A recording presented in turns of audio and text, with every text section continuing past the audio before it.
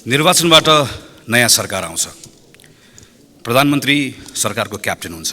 क्याप्टेनले के थाहा हुन्छ भने समय निश्चित छ, स्रोत सीमित छ, आवश्यकता र आकांक्षा भने अपरिमित छ। यो पृष्ठभूमिमा प्रत्येक सेक्टरमा के गर्ने र कसरी गर्ने भन्नेमा प्रधानमन्त्री स्पष्ट हुन्छ। जस्तो उदाहरणको लागि सामुदायिक विद्यालय। सामुदायिक विद्यालय सङ्कटग्रस्त छ।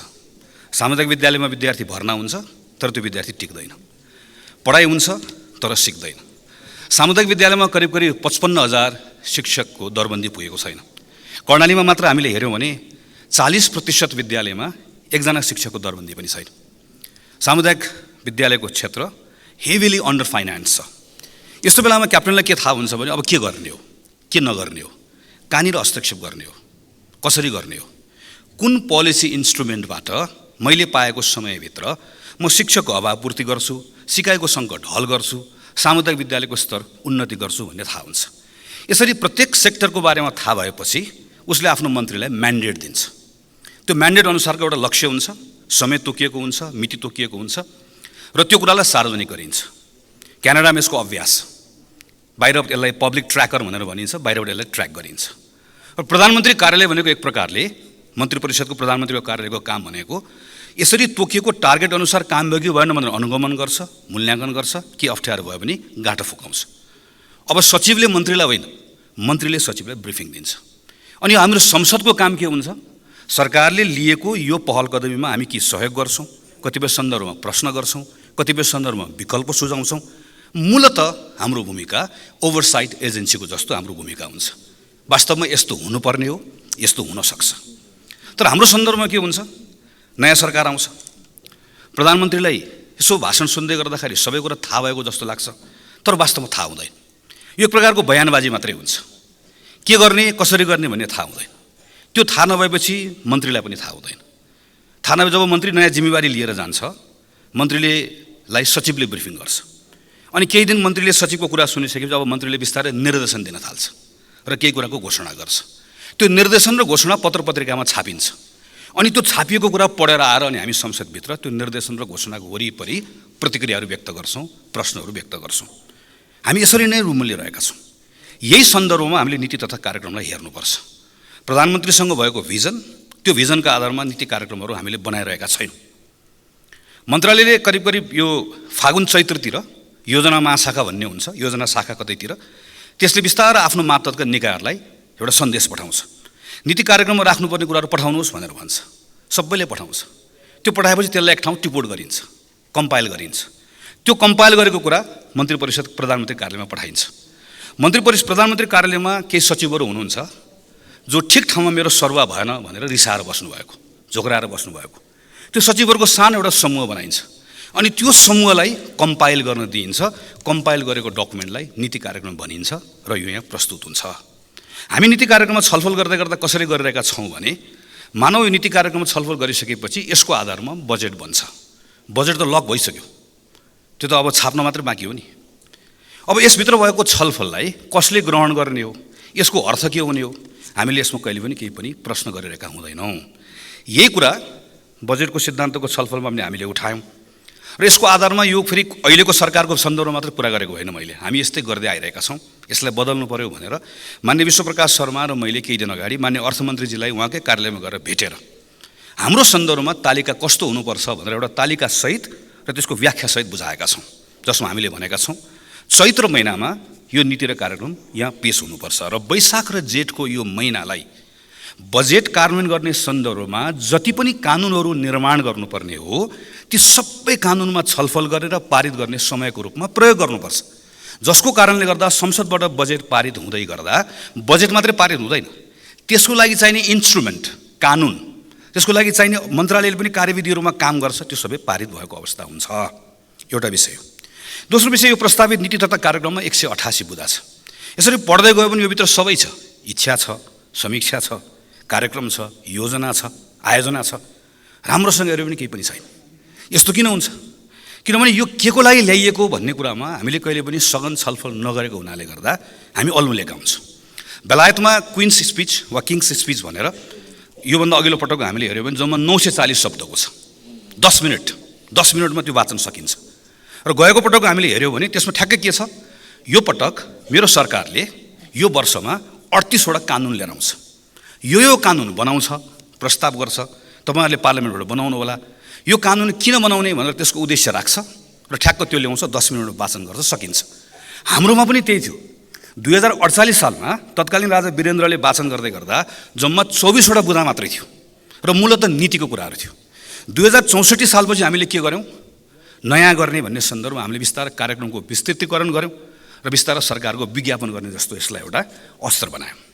नीति भनिसके पछाडि त्यसमा हाम्रो समस्या के हो, समस्याको हामीले पहिचान गर्ने, त्यसको लक्ष्य के हो, लक्ष्य प्राप्त गर्नको लागि चाहिने पोलिसी इन्स्ट्रुमेन्ट्सहरू के हो, यसरी हामीले यसलाई राख्यो भने मात्र यसको अर्थ हुन्छ, नभए अलमल हुन्छ। उदाहरणको लागि जस्तो बुँदा नम्बर 36मा कृषि मन्त्रालयले के भन्यो, कृषि मन्त्रालयकैबाट आएको टिपोट हो त्यो कि बाँझो जमिनलाई प्रयोग गर्नको लागि मैले सामुदायिक खेती प्रणालीलाई प्रोत्साहित गर्छु भनेर भन्यो। त्यो सामुदायिक खेती प्रणाली भनेको के हो, कसले गर्ने, त्यो अलमल हो। किन अघि भनेको जस्तै के को लागि भनेर नसोचेको हुनाले गर्दा अलमल भयो। 2070 सालमा म सम्झन्छु कृषि समितिको सभापतिको रूपमा काम गर्ने मौका पाएको थिएँ। भूकम्प पछाडि हामीले नै संसदीय समितिको विशेष पहल कदमीमा भू उपयोग नीति सरकारलाई ल्याउन लगायौँ, छलफल गऱ्यौँ।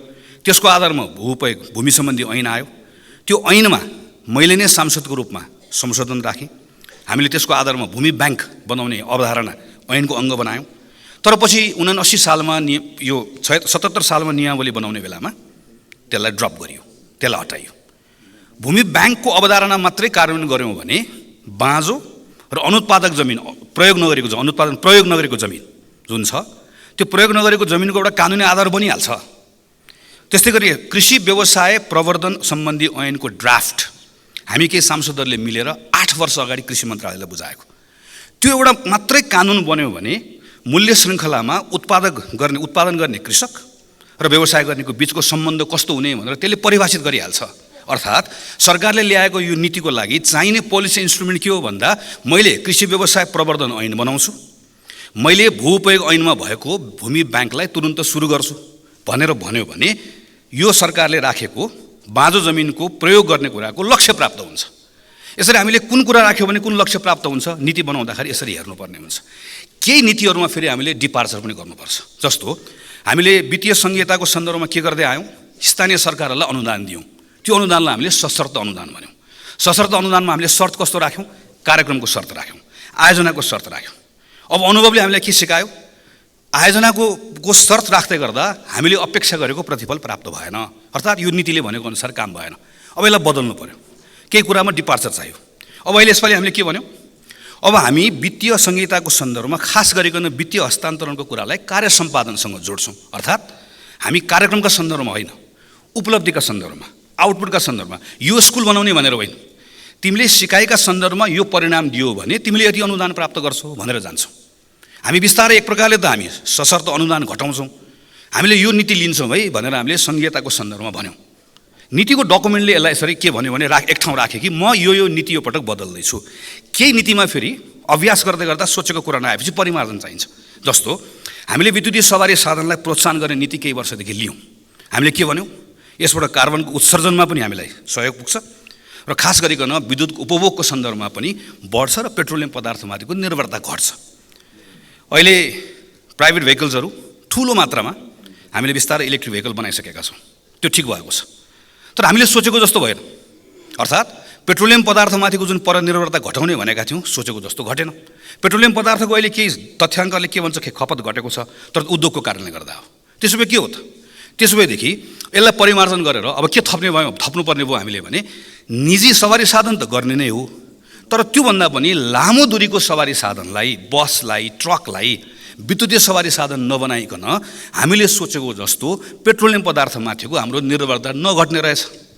यो नीति परिमार्जन गर्ने कुरा हाम्रो आफ्नो अनुभवले हामीले सिकायो। हामीले यसरी राख्नुपर्ने रहेछ। सरकारले के भन्यो, भ्रष्टाचारलाई न्यून गर्ने, सुशासन कायम गर्ने मेरो मुख्य नीति भनेर भन्यो। यसको लागि उसले कार्यक्रम के लिएर आयो, अख्तियार, भ्रष्टाचार सम्बन्धी कुरा, सम्पत्ति शुद्धिकरणको कुरा र राष्ट्रिय सतर्कता केन्द्रको कानुन संशोधन गर्छु, यो ठिक छ, हामी यसमा संशोधनमा काम गरिहाल्छौँ। उच्च पदस्थ मानिसहरू जसले गैर कानुनी सम्पत्ति आर्जन गरेको छ, म तिनीहरू एकजनालाई पनि छाड्दिनँ, एकदमै ठिक छ। यसको लागि पक्कै पनि सरकारले अब कानुनी संरचना सोचेकै होला, भएको कानुनबाट काम गर्ने हो कि नयाँ कानुन ल्याउने हो, यसमा छलफल गरौँला नै, यति कुरा भयो। तर के यो केही उपचारात्मक कुराले मात्रै भ्रष्टाचारको यो विकराल समस्या सम्बोधन हुन्छ त? हुँदैन। यसको प्रिभेन्सनको साइड के होला त? हाम्रो निर्वाचन प्रणालीमा इमानदार भएर हामीले भन्यो भने हाम्रो स्थानीय चुनावमा एउटा वडाको चुनावको प्रतिस्पर्धा हुँदै गर्दा त्यहाँभित्र कति खर्च परिचालन हुन्छ? हाम्रो निर्वाचन कति महँगो भएको छ? त्यो निर्वाचन महँगो हुने कुरा केसँग जोडिएको छ? हाम्रो निर्वाचन कानुनसँग जोडिएको छ, हाम्रो राजनीतिक दल सम्बन्धी कानुनसँग जोडिएको छ, दलको उम्मेदवार छान्ने तरिकासँग जोडिएको छ, दलको कोष पारदर्शी हुने कुरासँग जोडिएको छ। यहाँ गएर जोडिँदो रहेछ। हाम्रो निजामती प्रशासन, प्रहरी प्रशासनको इन्टेक हुने ठाउँमा जहाँ हामी भर्ना लिन्छौँ, पहिला त्यो करप्ट थियो, त्यसलाई अहिले हामीले सुधार्यौँ, लोकसेवाबाट सुधार्यौँ, प्रहरीबाट सुधार्यौँ, त्यो राम्रो भएको छ। तर यसको प्रमोसन, खास गरिकन प्रमोसनका सन्दर्भमा, त्यसै गरिकन कतिपय ठाउँमा चाहिँ हामीले यो खास गरिकन वृत्ति विकासका सन्दर्भमा हामीले हेऱ्यौँ भने त्यहाँभित्र व्यापक अनियमितताहरू छन्। एउटा भ्रष्टाचारको ठुलो जडी हो। अर्थात् त्यसो भएदेखि निजामती प्रशासनको कानुन, प्रहरी परिचालन सम्बन्धी कानुन अर्को विषय रहेछ, न्यायालयमा हुने राजनीतिक हस्तक्षेप बन्द गर्ने कुरा अर्को रहेछ, स्वार्थको द्वन्द्व सम्बन्धी कानुन बनाउने भनेर हामीले धेरै पटक भन्यौँ, त्यो बनाउने कुरा अर्को विषय रहेछ।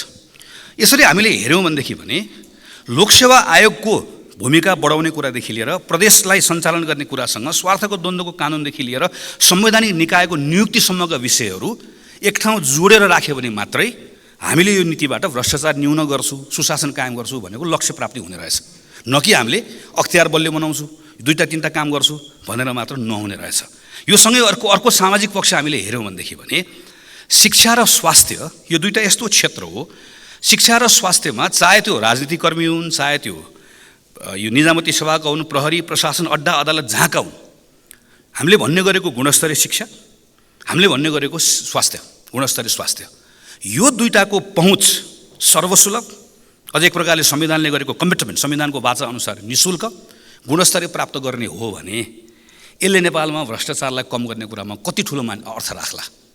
यसरी हामीले कतिपय पोलिसीको लागि चाहिँ फेरि त्यसको अपेक्षा गरेको परिणाम प्राप्त गर्ने कुराका निम्ति हामीले कसरी हेर्नुपर्ने रहेछ भने एउटा पक्ष मात्र हेरेर नहुने रहेछ। मैले यो सन्दर्भ किन उठाएको भने म सरकारको ध्यानाकर्षण गराउन चाहन्छु, यो वर्ष यसरी नै आयो, यसलाई हामीले यसरी लियौँ, तर अर्को वर्ष पनि नीति कार्यक्रम यसै गरिकन आउने हो, बजेटको सिद्धान्तमाथि छलफल यसै गरिकन हुने हो भने मैले अरू मान्य सांसदहरूलाई पनि आग्रह गर्छु त्यस्तो बजेटको छलफलको सिद्धान्तको छलफलमा भाग नलिउँ, यस्तो नीति कार्यक्रम छलफलमा भाग नलिउँ।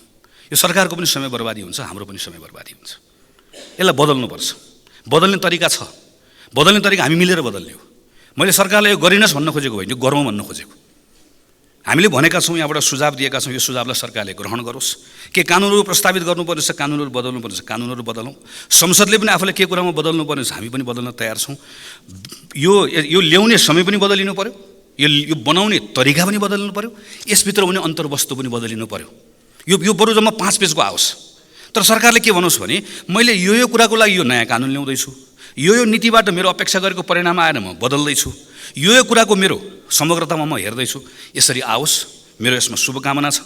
सरकारले ल्याएको नीति कार्यक्रममा जे उद्देश्य राखेको छ त्यो सफलता प्राप्त गरोस्, मेरो शुभकामना छ। तर यो वर्षको छलफलबाट आउँदो वर्ष यसलाई सुधारोस् भन्ने कुरा म चाहन्छु। र अन्त्यमा सम्माननीय सभामुख महोदय, यो भ्रष्टाचार र सुशासन सम्बन्धी विषयका सन्दर्भमा भुटानी शरणार्थीको प्रकरण सरकारको अगाडि, हाम्रो अगाडि यसरी आएको छ कि मैले अस्ति भनेको थिएँ, यो विषयलाई राम्रोसँग यसले टुङ्ग्यायो भने सरकारको वाचाहरूमा विश्वास हुन्छ। अहिले जसरी नामहरू आउन थालेको छ, एक प्रकारले लाज पनि लजाएको जस्तो भएको छ। को परेको हो, को नपरेको सुन्दा सुन्दै अलि पछि जाँदै गर्दाखेरि हाम्रो वरिपरि भएका, हामीले देखिरहेका, जिम्मेवारी लिइरहेका मानिसहरू एकपछि अर्को तानिँदै जाने हुन् कि भन्ने जस्तो लाग्न थालेको छ। तर यसमा सरकारको परीक्षा हेर्नुहोस्, परीक्षा छ, अनुसन्धान कसरी भइरहेको छ सबै नागरिकले हेरिरहेका छन्। चाहे त्यो सलाम गर्ने मान्छे होस्, चाहे त्यो सलामी लिने मान्छे होस्, जसलाई छोएको छ, जसको नाम आएको छ, त्यसको फेयर अनुसन्धान हुनुपर्छ। त्यो अनुसन्धान भएन, मैले गरिनँ भनेर भन्ने कुराले कसैले पनि यसबाट मुक्ति पाउने अवस्था छैन। सरकारको परीक्षा पनि छ। सरकारको परीक्षा सकिएपछि अब न्यायालयको परीक्षा सुरु हुन्छ। न्यायालयले पनि अब यो विषयमा मैले न्याय गरेँ भनेर मात्र पाउँदैन, न्यायको अनुभूति हुनुपर्छ। यो राज्य विरुद्धको अपराधमा संलग्न भएको एक मान्छे, चाहे त्यो घरको मान्छे होस्, चाहे त्यो वार्दलीको मान्छे होस्, चाहे त्यो नेता होस्, चाहे त्यो नाता होस्, सलाम गर्ने होस्, सलामी लिने होस्, एकजना मान्छे पनि छुट्नु हुँदैन। दुधको दुध, पानीको पानी हुनुपर्छ। आम नेपाली नागरिकले चाहेको कुरा यही हो। सरकारले गरेको सरकारले गरेको अनुसन्धानको प्रक्रियाबाट फेयर भइरहेको छ भन्ने भयो भने सबैले वाहवाही गरेर राख्ने हो। तर कहीँ न कहीँ लकपकाएको छ भन्ने भयो भने विकल्पहरूको बारेमा खोजी हुन्छ, प्रश्न उठ्छ। म यसतर्फ पनि सम्माननीय सभामुख महोदय मार्फत सरकारको ध्यान आकर्षण गराउन चाहन्छु। धन्यवाद।